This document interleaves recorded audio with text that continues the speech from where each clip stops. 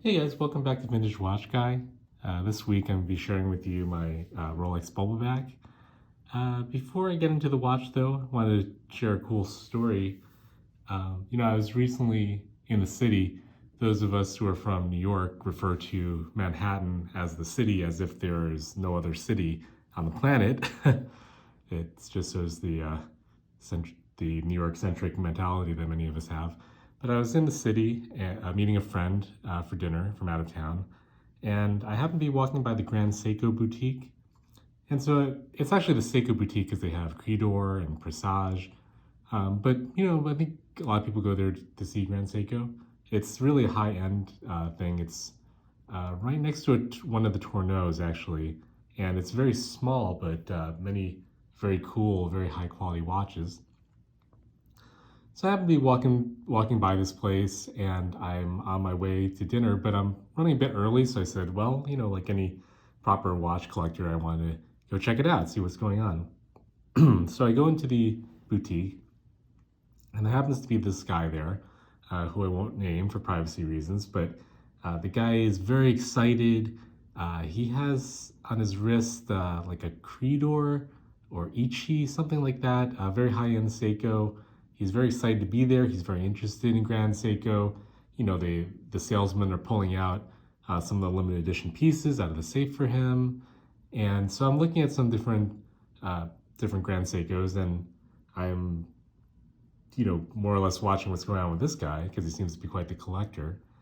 And the salesman asked me, do you want to see anything else? I said, well, when he's done, I'd like to see what he's seeing. So he hears me and, invites me over to come hang out. And we're chatting, and I have this watch on my wrist, this Rolex bubbleback, and he looks at my wrist and is like, wow, Rolex bubbleback, I love that, And then it turns out that, he is in town for some of the big high-end auctions, and he actually, without identifying the company, makes the straps for, one of the big companies. Makes watch straps, beautiful, beautiful watch straps. And he pulls out of his bag multiple just like gallon size Ziploc bags full of the most beautiful and amazing watch straps. So he lays them out on the table and he says, hey guys, it was me, one other customer in the store, and four of the sales clerks, the manager and sales clerks and so on. And he says, I'm so happy to be here. It's great to be in New York. What? Everybody just take a strap. So I happen to take this strap to match my bubbleback. It's got a little bit of a green tint to it, which I thought matched the patina on the numerals and on the dial.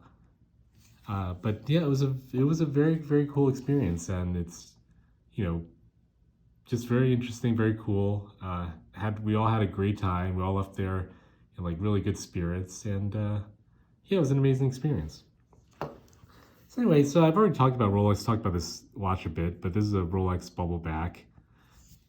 So just to go through the method on the wrist, you can see it's quite small. It's I believe a 32 millimeter in diameter bubbleback. The more desirable ones these days, the more expensive ones are the so-called big bubblebacks, as well as the semi-bubblebacks. The semi-bubblebacks came later. They're larger. They're not as bubbly on the back because the movement had been revised. But, I kind of like these original bubblebacks, especially this one has an engine turn dial. You can see the dial. Engine turn bezel.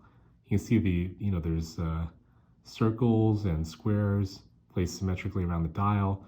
If you look closely, I'm not sure if you'll be able to see that, but there's actually some very fine circular lines that go all the way around. So there was a lot of beautiful finishing on this. The other type of bubbleback that people find very desirable are so-called hooded bubblebacks. Those ones, you see actually, when you look at this one, when you look at the lugs, you see there's kind of like a bridge connecting the two lugs. You see this also in the modern day, in the day date as well. I'm not sure why they did that, maybe to make it more robust, but it certainly gives it a distinctive look. The hooded bubblebacks, they have, I would describe it as kind of being like the Tudor P01 kind of in the look. And instead of having, an obvious place where the spring bar goes, it kind of has like a hidden, sort of like a hidden lug, like it's all like one big piece.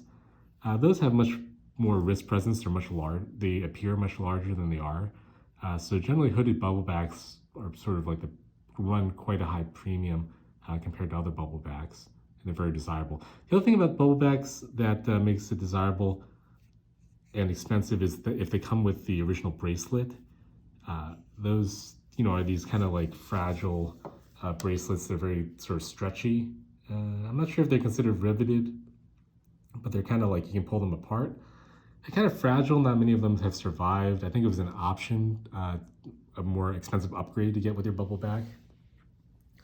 So if you have it on a bracelet, that's also very desirable, and that can up the price quite a bit as well.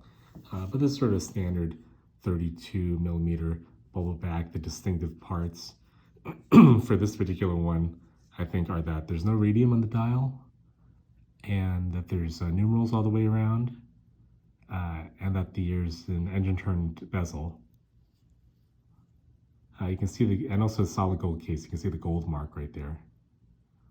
And the crown is original. There was one other thing about bubblebacks. Let me think. Well, I suppose it'll come to me if I keep talking. So yeah, I really enjoy this watch. I got it from the daughter of the original owner, and his father had owned a jewelry store in Manhattan, and they at some point moved out to the Midwest, and I was able to purchase this from her after her parents had passed away. And it's a really beautiful piece. Bubblebacks, I think, they were very collectible in the 80s and early 90s. Japanese collectors were very interested in these. Japanese collectors have this concept of wabi-sabi, which has sort of worked its way out, or sort of like patina, something showing its age is more beautiful. And then there was quite a craze for bubblebacks at that point. There's actually a bubble in bubblebacks. After Japan's economy started taking turn for the worse in the 90s, mid to late 90s, and it's sort of been a bit in the doldrums ever since then, bubblebacks never quite returned to that bubbly frothiness that they had at that point. So it just goes to show that, there are bubbles in watches. Some people say vintage watches only go up, but there were at one point different things that become fashionable, very desirable. The price goes way up, and then the price comes down or stops going up and stays the same, not less than inflation over the years. I've referred to this also in my other video, Vintage Watches as Investments. Check it out. Oh, the other thing I was going to say about bubblebacks is that some of them have something called a California dial. That's typically with radium. You may see it with like a Mercedes style hand, thick hands with radium lume. The California dial, some of the numerals are Roman numerals, some are Arabic numerals or lines. I don't remember exactly, but it has a very distinctive look. That's called the California dial bubbleback. Those are very desirable as well.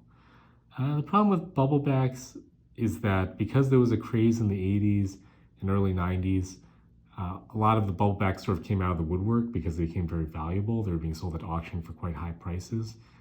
And, at that time, I think watch restoration, maybe it was less sophisticated, or people weren't as discerning, or maybe not discerning, but they weren't as interested in preserving the originality of the dial as much. And these bubblebacks, they were made to be waterproof. That's what made them a bubbleback. They're automatic, and this thing screwed in has the oyster case. Bubblebacks are very old. They were made, I think, starting in the 30s.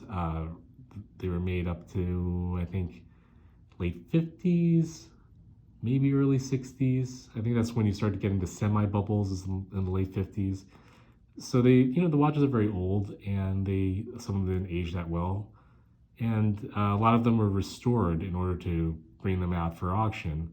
The lume was redone. The dials were reprinted or repainted, and there's a lot of really sort of unfortunately poor quality redials out there in bubblebacks. original dial like this is pretty hard to find. So that's something you have to be aware of when you look at bubblebacks. If you want to see some examples of what poor quality redials look like, take a look at bubblebacks. It's really unfortunate. So that's the Rolex bubbleback. Please ask questions, make comments. Please like and subscribe if you enjoyed the video. And I'll see you in the next one.